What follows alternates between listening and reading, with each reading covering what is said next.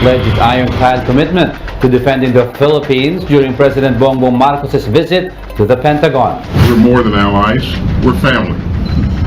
And we share a common vision for a free and open Indo-Pacific because a region governed by rules and rights helps provide security and prosperity for our two countries and for the whole region. As with the background of the strengthening relationship between our two countries, strengthening what already has begun is a long-standing and very robust relationship that we have developed over many years. And the call of the times, unfortunately, is asking for us to meet these challenges, new challenges that perhaps we have not faced before. As expected, the Mutual Defense Treaty or MDT comes up again as President Bongbong Marcos pays an official visit to the U.S. American and Filipino security experts are one in saying that the 1951 MDT needs a revisit, even a reboot. The conversation is also going towards the purpose and the benefits of the MDT. Who is it really for? Who stands to benefit more from it? We discuss in this episode of The Chiefs.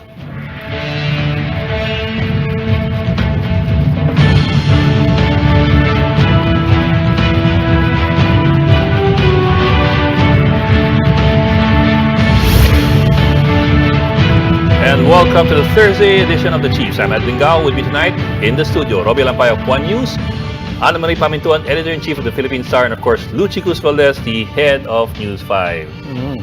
Happy Thursday. Good evening. Good evening. Ano malaking story ngayon? Siyempre yung meeting ni with the defense chief of the US. Yeah, with the Pentagon.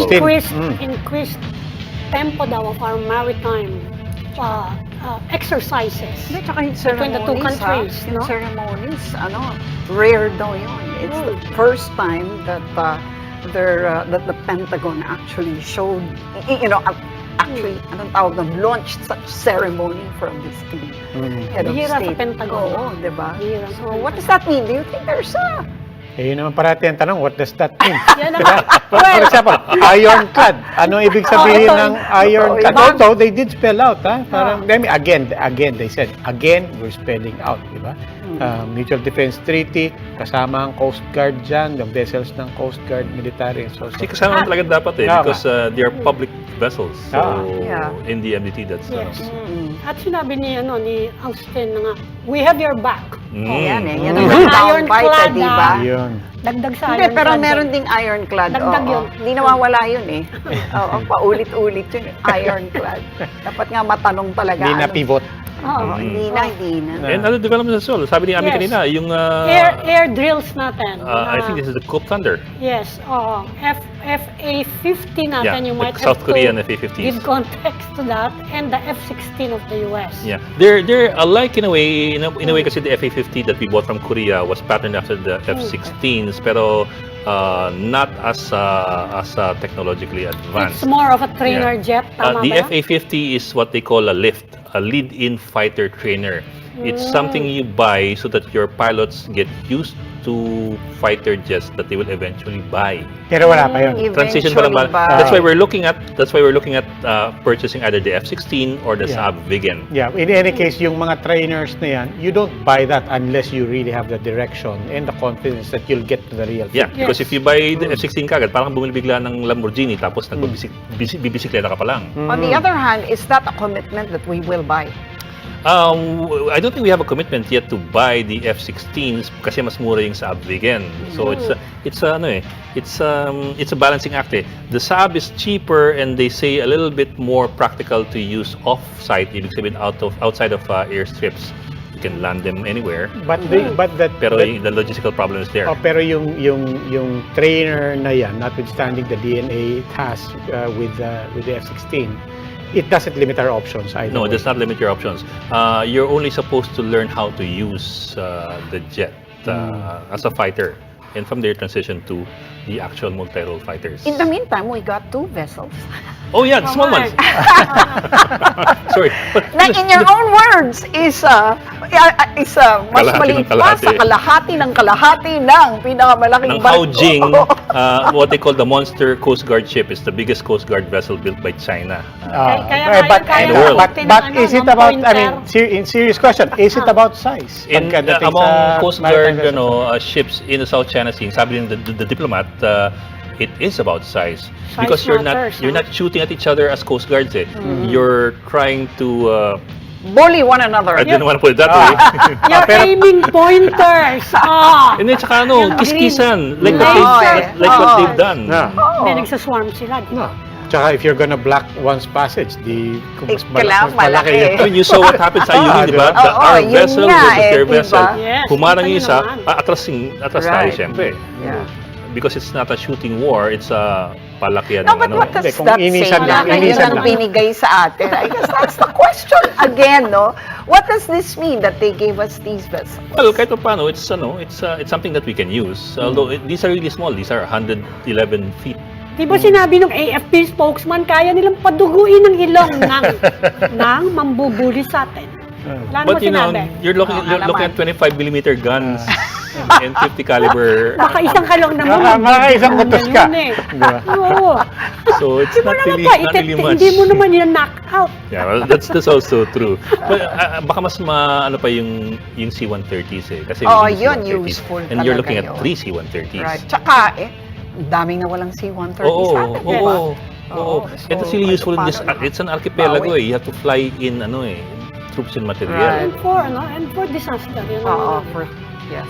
Anyway, we will be back with our guest, Ed Lingao.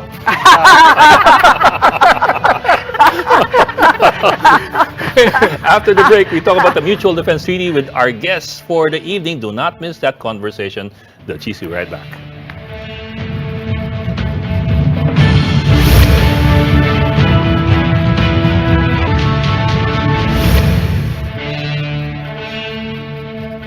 Welcome back to the Chiefs. Our topic tonight, the Mutual Defense Treaty.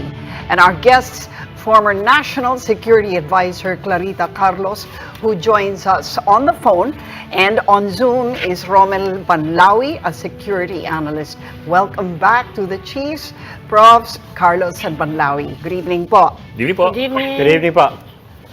Hi, good evening. Hello, Romel. Hi, good evening, ma'am. Good evening. Great to see you here. Great to hear you here.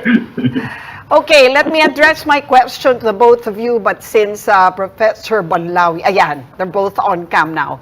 Okay, everybody's talking, at least the ones who are the experts on this. And President Marcos himself has said that the Mutual Defense Treaty has to evolve. We were here with former Vice Admiral Alex Pama the other week, and he said also that it's time for a reset and a reboot. What are your thoughts on the Mutual Defense Treaty and how important it is to reboot it at this time? Professor Carlos Okay, you first. first. Yeah. Okay, remember the Mutual Defense Treaty was signed in 1951, ratified 1952, and the geopolitical situation there was so different from the geopolitical situation right now. We started the change during the Duterte administration when Secretary Lorenzana formed a study group to work on it, and nothing happened after that. Then when I was National Security Advisor and the EDSA was up for review because we have to give the United States 1 year notice for its termination in 2024. So President Marcos asked me to head a study team. Prof. Carlos, November. excuse me, Prof. Yeah. Carlos. I just need to stop you for a moment there. We'll fix your audio first because we can hardly hear you from here. Let us fix that while we throw the question first to Prof. Banlawi. Prof. Banlawi, may we have your thoughts on this rebooting? Yes, I agree absolutely with the initial comments of Dr. Clarita Carlos, my mentor, that it was worked in 1951, ratified a year after that. And the context of having the Mutual Defense Treaty was the height of the Cold War. And now we are now sitting in the 21st century, post-Cold War situation. In fact, we call this situation a post-Cold War situation already. And we are now experiencing a lot of security threats that the Mutual Defense Treaty failed to anticipate when it was signed in 1951. And therefore, we need to rethink the 1951 Mutual Defense Treaty in the light of new and emerging security threats that we find ourselves.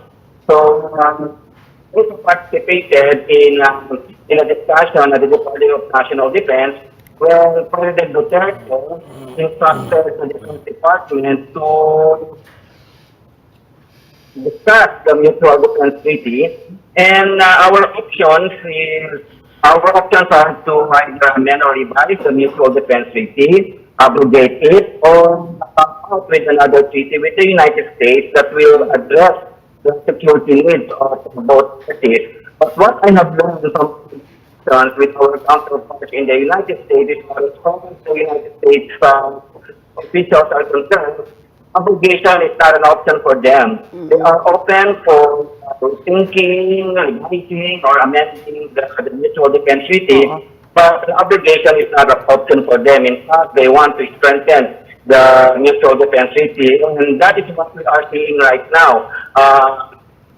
during the visit of President Bongbong Marcos in the United States, that indeed the United States has the strong intention to really strengthen our alliance with the United States in the light of its security needs in the Indo-Pacific region.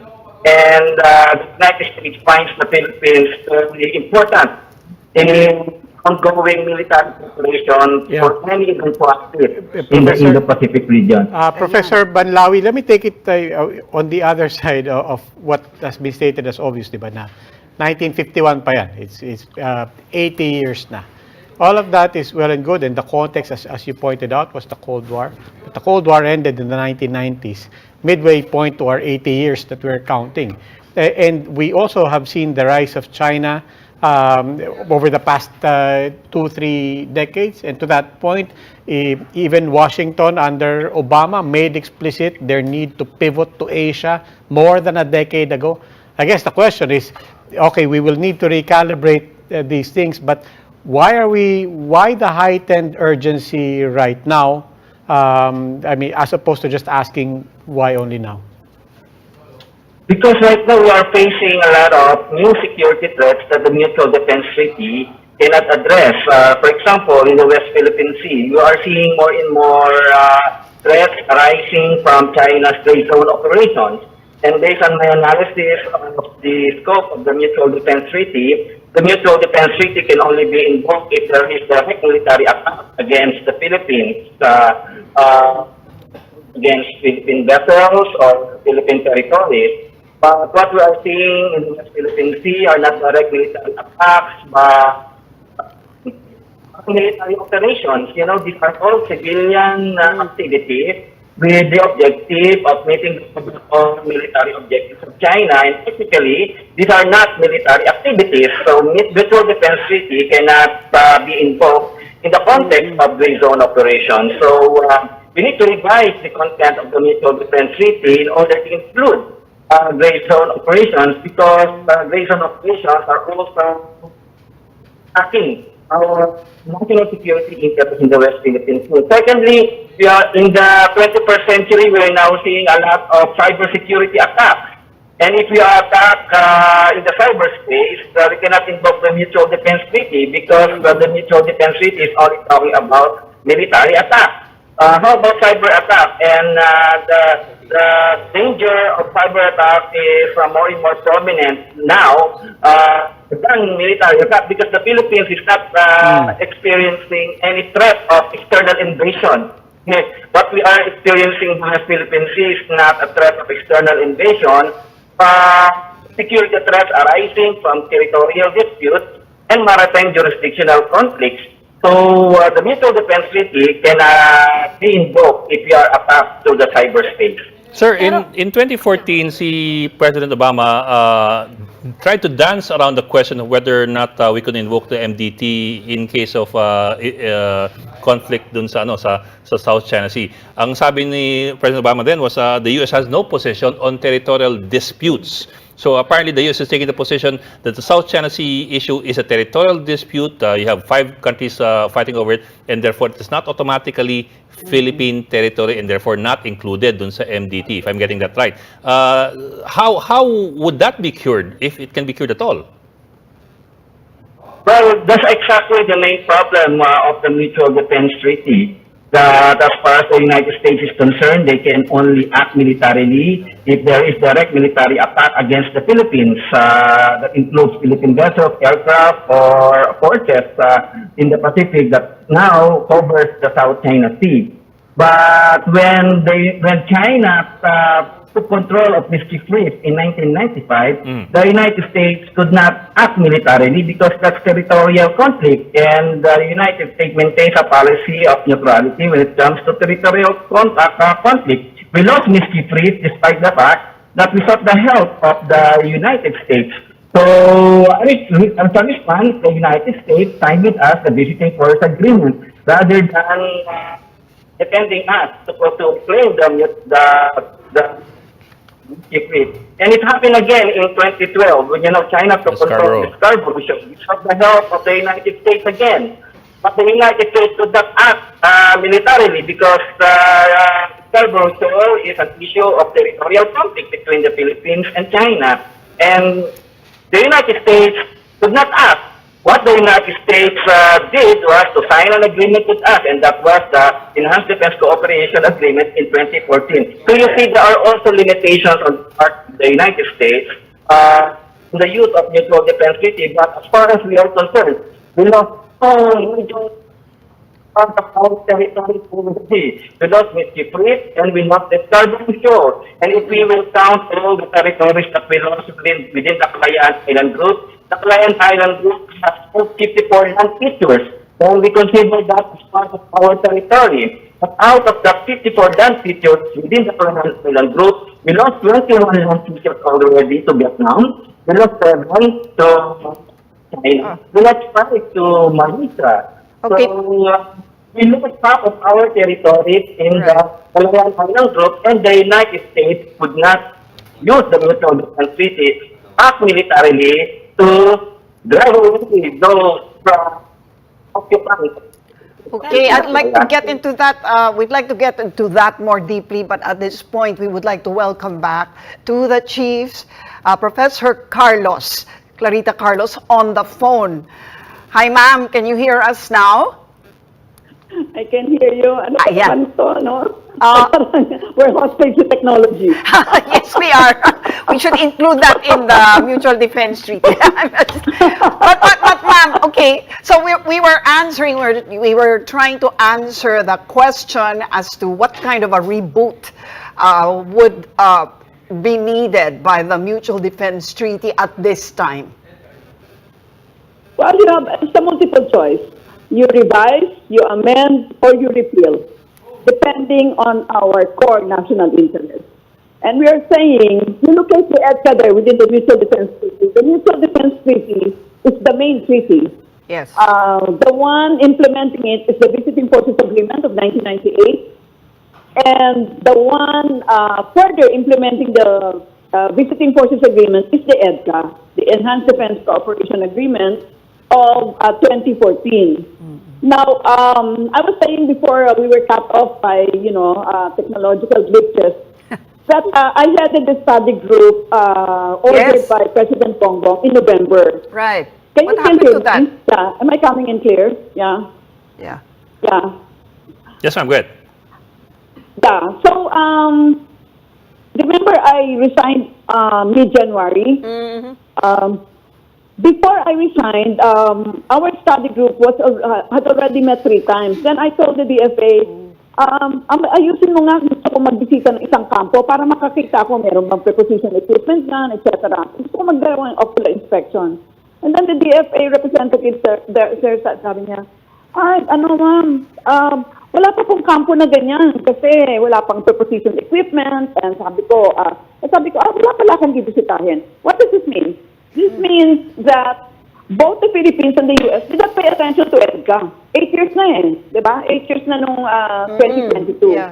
So, they were only paying attention to that nito ngayon dahil nag-iba na yung geopolitical situation. At saka, remember nag-design ako January 15, 2 days later, nag-announce yung American ambassador na there are 4 other sites. Announce yung additional sites. Dapat tayo nag-announce yan. Yan ang background ngayon ng EDCA ngayon na ating binabalangkas. So, Professor, you are actually saying we should revisit, mas urgent yung we-revisit the EDCA. Kasi actually, yung MDT, it will kick in kapag yung it's a mutual defense kung we are under attack. Pero under EDCA, we can actually conduct cooperation drills with the US to patrol our territory and to help uphold our sovereignty in disputed areas. You are saying we should take a second look at the EDCA. Ano po yung mga issues that you want to revisit in EDCA? Alam nyo, dapat basahin niyo yan. Maiksi yung dokumento yan, parang 6 pages lang yan. Alam mo yung preposition equipment, tingnan mo doon, ang may exclusive use nun, exclusive the word exclusive is used there. Ang US forces and contractors. US forces and contractors. Yes. Remember, ang daming new concept dyan, Ed? May concept ng prepositioning, may concept ng rotational American forces. Wala yan sa IRR ng DFA. Remember yung EDCA, nakatukod siya sa DFA? Ganun yan kasi, in the course of yung historical yan. Yung nakatukod ng EDCA, wala siyang sub-IRR. Kanya nga palagi kong sinasabi, dapat magkaroon siya ng sub-IRR kasi magkakagulo na naman sa operational definitions ng, ano yung ibig sabihin ng rotational, ibig mo sabihin ngayon, aalis siya, mamanggayang gabi, meron na naman. Parang nagagaguhan tayo. So it's almost permanent kasi umalis na umaga ng American forces, mamayang gabi, andun yung isa. Diba? Para lang hindi sila mag-violate ng constitution ng permanent basis. Do you see why we need a sub-IRR for EDCA? Yes, So, kailangan munang IRR before we give access to additional EDCA sites to them. That's what you're saying. But isn't that after the fact? I mean, we already have given those bases. Yeah, pero kasi, natandaan mo yung gwapong-gwapong bata na inaccuse ng si Smith ba yun? Daniel. Daniel. Smith. Bakit siya kinuha ng embassy? Doon siya kinulong sa loob ng US Embassy. Dahil sa definition ng adequate jail facilities. Yes. Yun ang dahil wala pang IRR noon ng DFA. Sakala namin natapos yung IRR ng 2014 ba na? Kasi 9 years na akong senior consultant ng Visiting Forces Commission. Kaya talagang I'm really drowning in the IRR of this. Kaya alam ko yan, yung comma at semicolon, etc. So, kanya sa kinuha ng US Embassy kasi hindi klaro yung operational definition ng adequate care facilities. Ininvoke ng Americans yun, sabi ng Americans, wala namang adequate care facilities to. Dito na namin ipipreso si Smith sa loob ng embassy. Yun ang nangyari. Mangyayari yan sa EDCA pag hindi natin in-explain yung repositioning, pag hindi natin in-explain yung exclusive jurisdiction nila doon sa equipment na yun, sila yung gagamit Sila din ang mag-deploy nun. Of course, ang mga commanders, Filipino commanders, pero hindi rin naka-spell out. Very vague kasi yung EDCA Basahin nyo, napaka-easy lang naman, 6 pages lang Very big, kailangan nyo talaga ng sub-IRR. At huwag na tayong maghintay ng isang incident na magiging para na namang lugi na naman tayo kasi hindi natin binigay yung operational definition ng ibig sabihin ng mga terms doon. Ma'am, I was also wondering about that. Well, the prepositioning is kahit papano clear, pero the definition of deployment of war material is also, at least to me, quite vague. When you deploy missiles, for example, does that mean also launching missiles or just meaning transporting missiles to another place? Kasi it speaks about deploying war material Yeah. Oo. Kasi ang nakalagay doon na material, paulit-ulit parang 3 or 4 times kung binilang. For HADR, Humanitarian Assistance and Disaster Relief. Yes, sir. Yes, ma'am. Paulit-ulit yun. Oo. There is one sentence there na sinasabi, no nuclear weapons will be will be kept in the EDCA site. Ganon. Yeah. So at this point nga, Prof, we've already committed the areas, the additional 4. Is it too late? Can we salvage EDCA? Nothing is too late. That's the reason why one of my last memos to President Bongbong, bago ko umalis, is for us not to lean on any one of either China or the US, but to follow a policy of multi-alignment. Multi-alignment means mag-apply tayo maging member ng BRICS, member na tayo ng RCEP, mag-member tayo ng Shanghai Cooperation Council. Divide natin ang ating system, ang ating mga alliances na hindi tayo nakatukod sa isang bansa. At the same time, siguro mga 2 weeks ago ba to, o 3 weeks ago, napakahabang dinner namin ni Wang Zhejiang, ambassador ng China. Sinabi ko sa kanya, tahasan, buti na lang, hindi na ako NSA. Sabi ko, actually, kayo nagtulak sa amin sa arms ng Americans dahil dyan sa aggressive actions sa China. Kung maaari lang umatras kayo dyan at matutuwa kami sa inyo. And that's why multi-alignment is the way to go, because multi-alignment is lying on the bed of multipolarity. There should not be a number 1, there should not be a number 2, there should be no hegemons, no? Yan ang ating rule dapat. And by the way, repeatedly, let us say, the President Bongbong has said that Taiwan is a part of China. One China policy, di ba? And Taiwan, and it is not our core interest to defend Taiwan. Paulit-ulit natin sabihin yun sa atin, no? If we're not smart and intelligent about it, gago na tayo, di ba? But ma'am, let me push that further kasi the MDT of course goes both ways. I mean, the US, we expect the US to come to our defense in the event of an attack on Philippine public vessels and armed forces. But it goes both ways nga. So any attack on US public vessels and armed forces in the Pacific region will also bring us in. In that sense po ba, are we obliged to jump in the event of a conflict over Taiwan and the US is also drawn in? No, not at all. As a matter of fact, merong napaka-importanting phrase doon, alam ni Romel ito. Yaan, wala niyang automaticity tulad ng NATO, ng North Atlantic, ano? Yaan, we will have to go through each country's constitutional process. Yes, ma'am. House of Representatives, Senate, President, sa kabila ganun din. Siguro if at all na nagkaroon na ng attack, bago pa mag-decide yung US Senate and Representatives and President, naubos na tayo. So, kung na tayo, let's not go there because nobody wants to go to war. Kanya nga kailangan, total sinabi na ni President Bongbong, dapat mag-evolve ang MDT. Siguro yung present NSA ngayon, kung siya yan yung hihiramin na mag-headset ng yung iniwan ko na study group doon, hindi mag-headset doon. But let us be smart, intelligent about all this. Let us no longer be the kite of any country. Let us not be the kite of America. Let us not be the kite of China. That's the reason why I really want to de-escalate natin itong conflict na to. We cannot be involved in American war. Tama na yan, di ba? We have to be smart, intelligent about it. Relationship natin sa China, commerce and trade. Relationship natin sa US, defense. Ayusin natin yung plansyahin natin yun. No? Okay. But Mami, kanina nabanggit niya yung need, as you said, to have a multilateral approach here, the framing of an Indo-Pacific framing, multipolar approach here that's emerging. We bring in Japan, we bring in South Korea, we bring in Australia, India for that matter. How do you see that coming together, and what kind of a more stable, more sustainable security framework can emerge from that? Well, first of all, you have to re-examine your assumption. First, we shall assume that there will be unipolarities, that we want to work on multipolarity.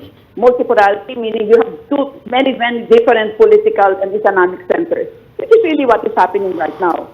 We are globalizing. That means all our economies are meshed together. You can see that the supply chain, whenever it is compromised, affects everybody.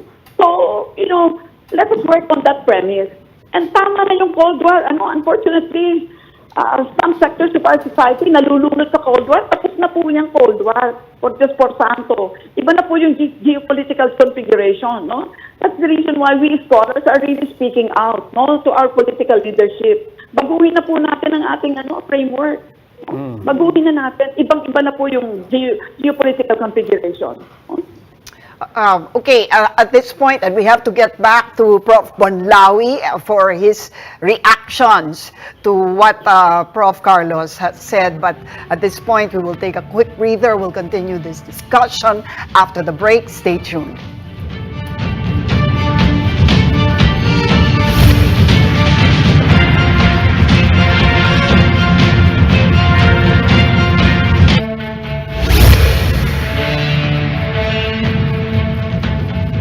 Thanks for staying with us here on the CHIEFS.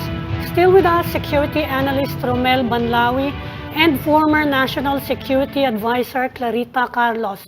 Professor Banlawi, you heard Professor Carlos, her views, no, and she's pushing for a multipolar approach to geopolitics, no. But can we actually afford it? We want to hear your views on this, considering that China is sending swarms of their ships to stop our fishermen, our Coast Guard, and they are occupying Mischief or Panganiban Reef, which has been awarded to us under an arbitral ruling. They're ignoring actually the entire arbitral ruling. Can we afford this kind of approach?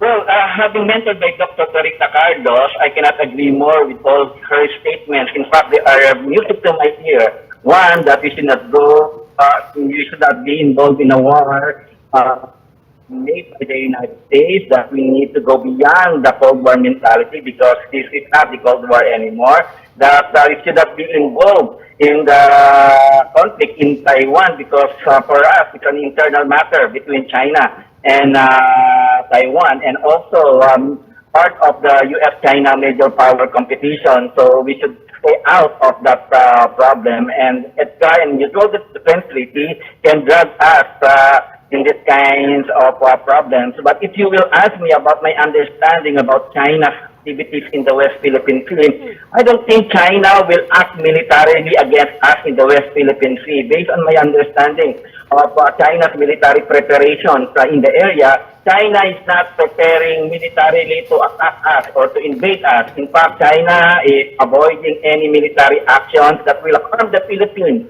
because China knows that we can invoke the Mutual Defense Treaty. All China's military preparations in the South China Sea is not geared towards us, geared towards the United States, because China is engaged in a major power competition, worsening major power rivalry with the United States. So what China is doing right now is strengthening its paramilitary activities. These are not military activities, but civilian activities, a great part of gray zone operation. So that is how clever China is doing in the South China Sea. And we cannot invoke the Mutual Defense Treaty under that kind of situation. So for me, the United States will really benefit a lot from the Mutual Defense Treaty, but will give us a lot of security risk if we Yeah, but Professor, enhance it. Yeah. Professor, two things dun sa sinabi niyo. Una, sinabi niyo you called your word, you called what China's movements clever. I mean, isn't that in fact acknowledgement na, yeah, okay, Coast Guard yun, but we all know what's going on there. It is in fact military activity. And to that point, on the other side of this, the Defense Secretary of the United States just made it explicit na, hindi, Mutual Defense Treaty, we will come to your defense explicitly kung kasama ang Coast Guard dyan. We're not making any distinctions here. That was very clear. I mean, doesn't that in effect negate the qualification that this is not military, it is paramilitary? That's just splitting hairs. The reality is we know that the premise here is these are in fact aggressive military actions on the side of China. Yes.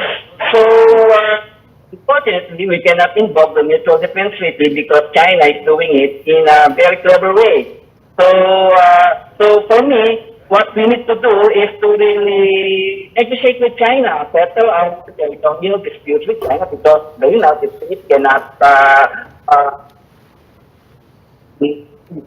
territorial conflict. Let's settle it with China through direct negotiations. We also have maritime jurisdictional conflicts with China. We can settle it through direct negotiations. China will really be cautious in doing military acts that will harm the Philippines because they know that we can invoke the Mutual Defense Treaty. Like, for example, the Ayungin Shoal, the landing ship tank in Ayungin Shoal. China can just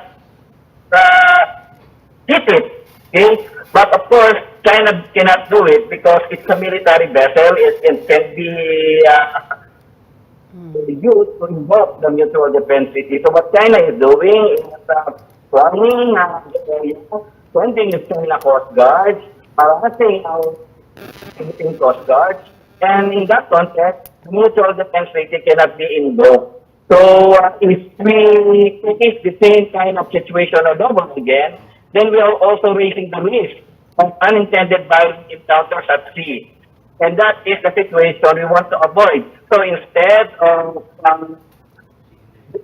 military preparation, for me, in my opinion, we need to invest more time in pursuing preventive diplomacy, negotiations, and finding ways to make practical cooperation in the area. You know, we already made a lot of gains in 2019 during the bilateral consultative mechanism in the South China Sea. In 2019, we already formed several working groups in order to promote joint fishery management, marine environmental protection, marine environmental research, and even joint development of natural gas in oil. You just need to take stock of all the things that we discussed there and identify all the challenges and overcome all these challenges so that we can move forward to cooperation. We can cooperate. The Prof? United Nations Convention of Yes, Law Prof. of the Sea Prof, requires that states in conflict should exercise duty to cooperate. Prof, let me try to reframe the question. Short of a shooting war, short of the Chinese blowing us out of the water, our Coast Guard and all that, short of that, may pakinabang ba sa atin ang mutual defense treaty sa South China Sea? Well, based on our experiences, mutual defense treaty cannot be invoked in our territorial disputes and So, wala maritime doon. jurisdictional conflicts in the West Philippine Sea. We cannot use it unless we are directly attacked militarily by China. And China has no intention to attack us militarily. So It will are you saying in effect, are you saying, but not military actions. Prof, so are you saying in effect that it's futile to reboot the Mutual Defense Treaty, that if there's any correction that needs to be made as far as agreements are concerned, do you agree with Prof. Carlos that it should be the EDCA, that we need a sub-IRR there before we move We need any to go further? Yes. We need to go back to intentions and expectations on why we have the mutual defense treaty. And my understanding of Philippine intention why we need the mutual defense treaty, because we want to use our alliance with the United States to modernize our armed forces. So that's our intention. Back in our minds, our intention is to increase our capability to defend ourselves so that we can defend our territory in the West Philippine Sea. Okay. Unfortunately, we fail to defend anymore because half of our territory in the Caribbean island group are already occupied by other Are already countries. in their hands. So, Yeah. so what we need to do now, that experience in 1995, China took over the Seafleet. In Scarborough Shoal, China took over Scarborough Shoal in 2012. We could not invoke the mutual defense treaty. So what's the option left for us? A pragmatic option. For me, a pragmatic option is to pursue functional cooperation. We have done a lot of studies already. We academics have already done a lot of studies on how parties to the conflict can pursue joint fishery management cooperation and even coordinated maritime patrol for purposes of search and rescue operations and for purposes of freedom of navigation and avoidance of violent, unintended violent encounters at sea. We already have a lot of knowledge products that can inform our policymakers on how to pursue functional cooperation in order to peacefully settle disputes in the South China Sea. But unfortunately, we are mired in Cold War mentality that China is a threat, and therefore we need to prepare for that. Just look at the recent hearing of the Committee on Defense in the U.S. Senate, that the United States is asking for additional budget in order to support its military preparation against China. So the United States is really preparing for a possible war in China. If you will look at the narrative of China, President Xi Jinping also delivered a speech after that. He launched a global security initiative. And in this global security initiative, China wants to encourage the whole world to pursue sustainable security, cooperative security, and avoid war. because war is against business, against international trade and commerce. It will be inimical to peaceful trade. So you see two contending narratives here. So for me, we cannot invoke mutual defense treaty in the context of our territorial dispute with China or in the context of our maritime jurisdictional conflicts with China. We cannot invoke that. All right. We can only invoke with entity if we are directly attacked by any nation. But Okay. no nation has the intention of attacking us militarily. Well, just in case, Professor Carlos, we've been hearing a lot of reassurances from U.S. officials, no, in the past month. In fact, in the past few years, now we sanay na sanay kami, ironclad commitment to come to the defense of the Philippines. And today, sabi ni Lloyd Austin, We have your back. we have your back. No, this is different from previous ambiguities, no, coming from the U.S. and sa MDT itself.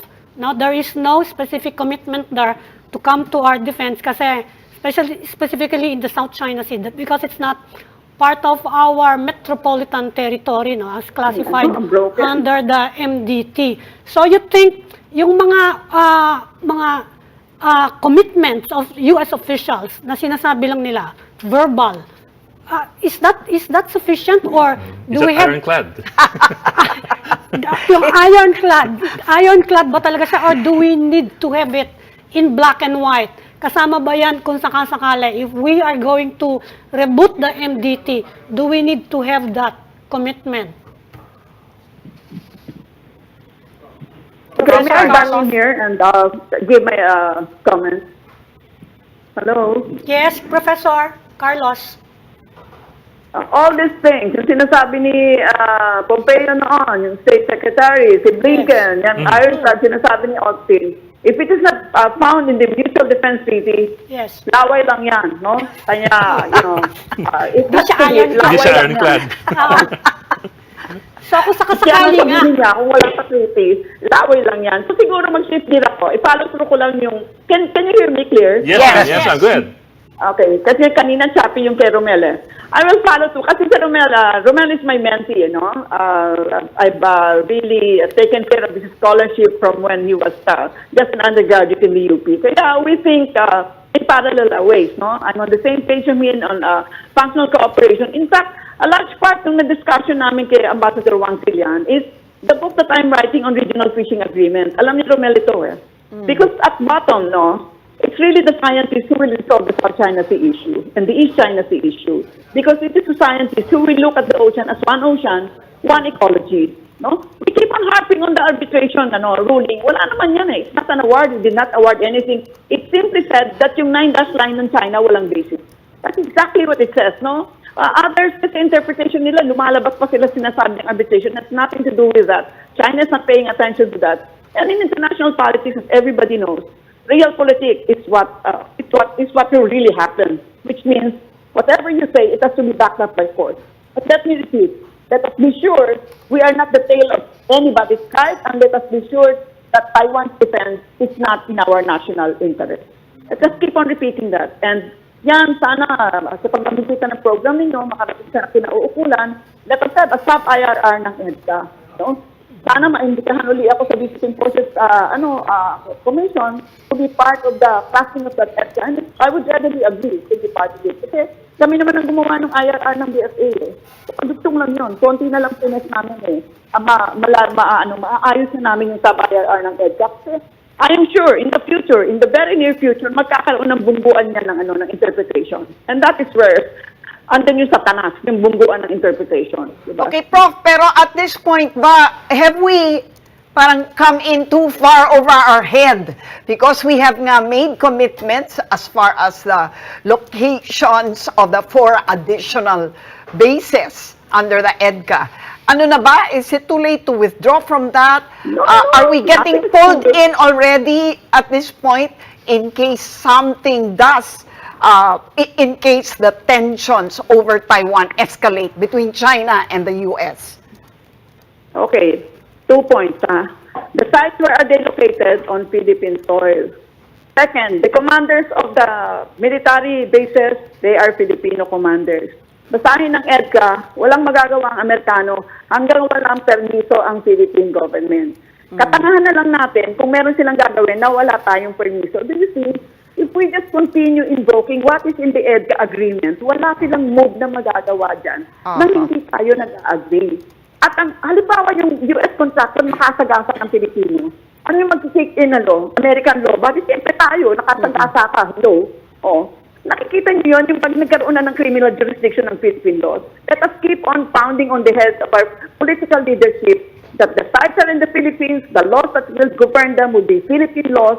Nothing happens in the 9 EDCA sites without the permission of Philippine authorities. Paulit-ulit natin sabihin yan. No? Are we aggressive enough? Are we doing it? Do you think that the government right now is making that stand very strongly? Or are we kind of like, dancing along with the U.S.? No, we should not dance along. Nasaan ba yung balls nila? Hello? Asan ba kayo? Nandiyan na nga yung treaty, i-invoke nyo na lang. Ay, andito na ba yung EDCA agreement, i-invoke nyo na lang yan? Sorry ha, I'm going to use bad words here maya-maya na that, where are your balls, when andyan yung EDCA agreement, at klaro-klaro basahin nyo, English lang naman yan simple English, no? The operational control ng bases, Filipino commanders. Yung gamit ng kanilang prepositioned equipment, American commanders, American military, and American contractors. Kaya nga, linisin mo yan kasi yung mga verbs very big. Linisin mo yan and that can be cleaned up only by a sub-IRR. Para klarong-klaro lahat, no? Alam mo how long, hindi ba yung BSA in-approve yan ng 1998 tapos ni-ratify 1999? Yes. Guess nyo kung kailan lumabas yung IRR? Get mo? 2014. Isipin mo, nakalagay sa law natin within 60 days may IRR. 60 days may IRR. Yes. No? Yes. So, ngayon ka, walang IRR. Magkaroon ng IRR. No? Siguro paulit-ulit sa programa nyo, magkaroon ng sub-IRR. Kaya po sinasabi sub-IRR. Kasi yung EDCA nakatukod sa BSA. Further implementing lang yung EDCA further implementing agreement lang yan ng BSA. Yes. Okay. Okay, So Professor. let's do the functional route, no? Let's do the functional route. Sana matapos ko na yung librong, sinusulat ko. Agree din yan si Ambassador Wang Silla. Sabi niya, let us have common fishing grounds. Agree ako sa common fishing grounds. Huwag kayo lang yung nagde-declare ng fishing holiday. Paano naman kami? Parang tanungin nyo kami. Kasi parang yung mga kinukuha yung isda dyan, pinapanganak sa amin. Anong ganon, di ba? Alam na natin itong narrative na to, Romel. Kaya paulit-ulit na natin. Tama si Romel. Let us do the functional route. Because that's the only way to go. That our marine scientists in the UP and elsewhere, alam niyo ba, for the past 30, 40 years, the marine scientists of China and the marine scientists of UP are always cooperating all the time. Ang environmentalists natin, mga lawyers nila, nagpupunta sa UP College of Law, we are cooperating. Okay. These people are not talking territory nor sovereignty. They're talking one ocean, one ecology. And ang ganda nga now the UN already has the high seas treaty.